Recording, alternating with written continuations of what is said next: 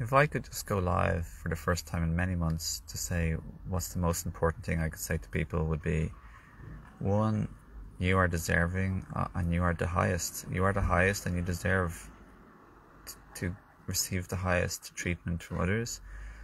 Of all the highest, most beautiful, sweetest, kindest, gentlest, loving, thoughtful, considerate ways, things that people could treat you or share with you energetically, vibrationally. And you deserve, and you should optimally, if you can, it's really powerful and important to work on loving yourself. Give that to yourself too. We do need people. Relationships are the most important things in life that bring us happiness typically. We cannot give everything to ourselves, but we can give a lot to ourselves, and we can develop a secure, healthy relationship with ourselves, which is what we want with other people, essentially, and ultimately a high vibrational soulmate type of relationship with another person. We will never be able to get that from another person typically, unless we have developed a very beautiful, positive and secure, strong, healthy, happy and safe relationship and available relationship with ourselves, where we honor and feel and are intimate with our own truest emotions, both our happiness and joy, our wishes, our wants, our desires, our boundaries,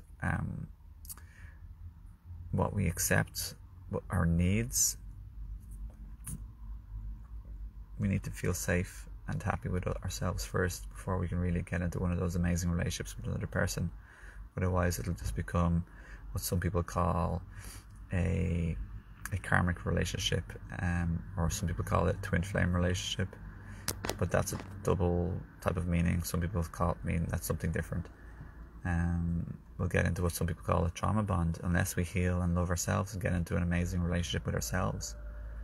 Another thing I obviously want to say from my heart is we're all souls. We're all part of God's source universe.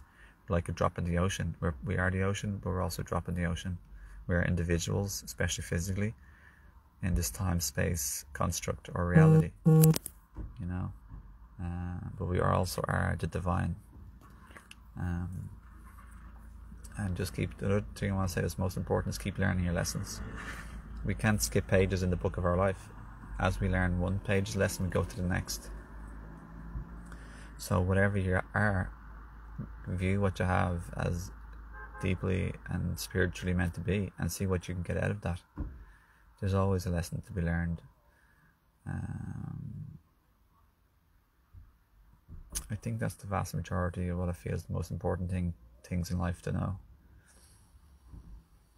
Another thing I want to say, which is very inspirational and hopeful, is that life gets better, in my experience, as we learn, grow and heal and learn life's lessons and show up to be our greatest version that we can possibly be in any moment, without too much pressure or expectation on ourselves to be amazing or really good. We need to first and foremost accept, honor and love and have compassion for where we are truly in this moment, even if that means we feel disabled, incapacitated, depressed, grieving, miserable, sad, alone, lonely, weak, frail, feeble, even worthless. The most important thing is to feel these feelings, which some people call our shadow, our repressed, our bottled up, our pressurized emotions that we've suppressed and repressed and ran from and distracted ourselves from all of our entire life, both either unconsciously especially and sometimes consciously too. And that's where addictions and self-harming behavior and self-sabotage all come from. So I send you all love, care and respect. And another thing I want to say, the very last thing, is to have boundaries, where you stop putting up with and staying in places with people or environments that are, you could call them draining, but really you're choosing to stay there with these people, places or environments or workplaces or whatever. It could be family, it could be a romantic relationship, it could be some other situationship that's negative. So you could call them draining, or you could also say, which I prefer to say, we are allowing ourselves to be drained by putting our attention and energy and physical body in a place where that's going to happen, and we know that, but we're doing it, we're choosing it. No one's tying a rope to us and pulling us and keeping us there against our will. I know in some cases it may seem like that, but for the vast majority of cases, we can learn the lessons and eventually walk away and learn to put up boundaries and to love ourselves. And what I want to do and what I do these days is I only have time to be with basically people and situations and environments or relationships or friendships or family members or romantic relationships or whatever the case may be, that are loving to me as much as loving I am to them, as considerate to me as I am considerate to them. And they're not negative, critical, and shrouded with a whole lot of dirty, cloudy energy, which help distract me or help me to have my energy leaked or emotionally distracted or upset because of their not so nice behavior whatsoever. So I take my power back and I leave and distance myself or fully leave from these situationships or so-called relations or so-called friendships or so-called family relationships. It has to be a standard and a bar that I want to meet for myself, and I fully only tolerate and accept or I only allow others. They have to meet that, otherwise they ain't going to be there with me, because I'm going to give them the love. But if they can't see the love, if they can't treat me with respect, if they can't not own their emotions or their behavior, and their emotions and their words, if they just blame and point the finger at me or give out or attack or criticize me, and they can't or won't own their triggers and projections from their trauma and suppressed and repressed emotions from their painful childhood, which I have compassion for, but is never an excuse for us or somebody else to do that to us, or for us to do to another person.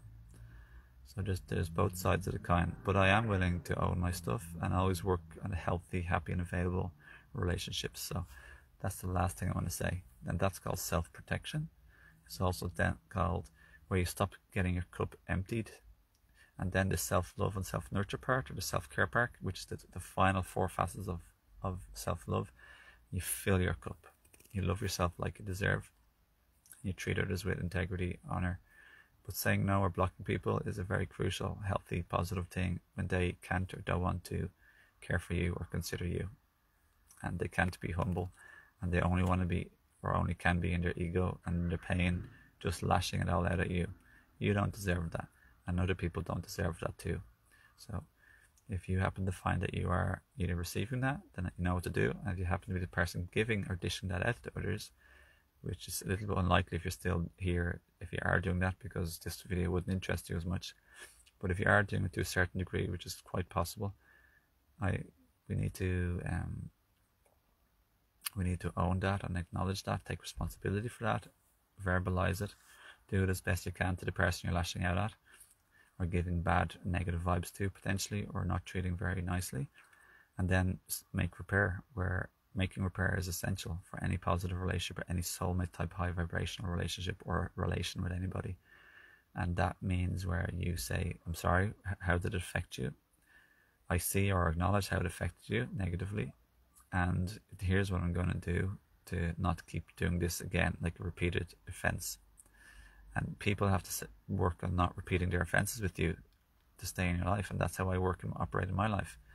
If people aren't going to change, they don't give an F, or don't give a mierda, or give a poop about changing, and they just want to use me as a punching bag, I ain't going to be around them, or I'll block them, because I love myself and I care for myself enough, and I don't deserve that. I need to do others. So yeah, I hope this video has been poignant and helped you to love yourself, care for yourself, protect yourself, and see the spiritual reason for life and how to go forward in life and to live your best life and to access your best life, and to stop hurting yourself with all these judgments and condemnations on yourself, and to accept and love yourself where you're at in any moment, day, week, month, year, cycle, phase, and it's all okay, and you're going to get there. And you're going to get there when you give yourself love and fill your cup, and when you let go of what's draining your cup. And we can drain our cup, so we want to stop doing that as best we can too, and love and honor and accept ourselves as we go through the changes we're making. But don't forget, acceptance doesn't mean resignation, and acceptance doesn't mean condoning or excusing anything negative. It just means try making a peace with it with compassion, but make big changes as best we can. Okay, and work on what's most important too. Don't try and work on the 10th most important thing, but neglect the top 3 things. Work on the top 3 things, or top most important thing or 2.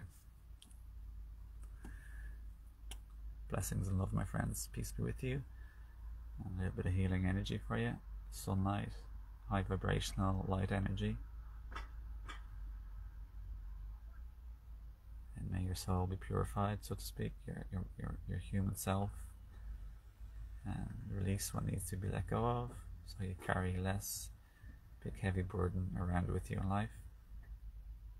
And you can live more from and in your love, truth and light and peace.